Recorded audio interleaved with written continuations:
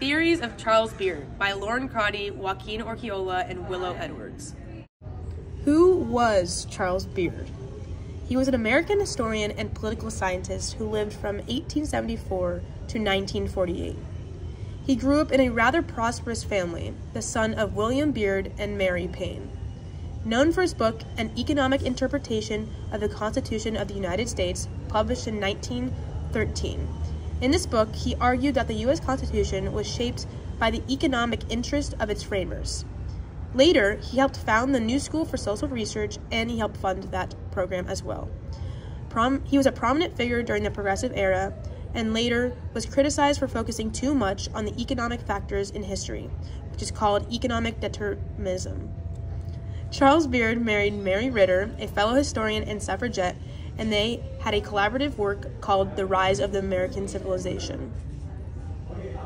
Charles Beard became a historian due to a combination of intellectual curiosity, a desire to understand social and political dynamics, and a commitment to progressive ideals. His initial interest in European history, combined with his later work on American history, reflected his involvement in understanding how economic forces helped shape society and politics. Beard's interest in history and politics began early, solidifying during his time at DePaul University. He continued his studies at Oxford University, focusing on English local government during the Tudor period. What was Charles Beard's theory? In 1913, Charles Beard published a treatise on the Constitution called An Economic Interpretation of the Constitution, in which he expressed the following theory. The United States Constitution is a tool created and used by wealthy landowners to maintain political power and economic prosperity. His justification for this theory was that the writers of the Constitution came from the wealthy upper class, and they created the three branches of government with checks and balances in order to ensure no majority, specifically the masses of the middle and lower classes, could completely control the government.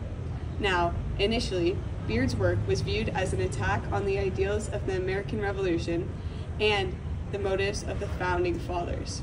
It was not very popular due to its being seen as attacking American ideals. However, in the following decades, Beard's work became influential within academic circles, particularly among those who viewed society as a battleground of economic classes. During the Cold War specifically, economic interpretations of history, included Beard's, faced growing scrutiny. Some historians argued that Beard's interpretation oversimplified the complexities of the Constitution's creation. In response to the criticisms, some historians engaged in a revisionist project to defend or reinterpret Beard's work. What were the cause and effects? So the causes. The theory was motivated by the financial interests of the Founding Fathers and their own economic interests. He argued that wealthy landowners, merchants, creditors acted on their own self-interest and own personal gains. He believed that the Civil War was a social upheaval in which capitalist laborers and farmers of the North and West drove out the South, who had pushed for an aristocracy from control of the national government. Effects. It shifted focus on the original beliefs of the framers of the Constitution and focused on the prioritization of the social and economic factors during political processes and decision-making in the future. Charles Beard was a very influential figure in history, and we are glad you got a chance to learn about him. Thank you!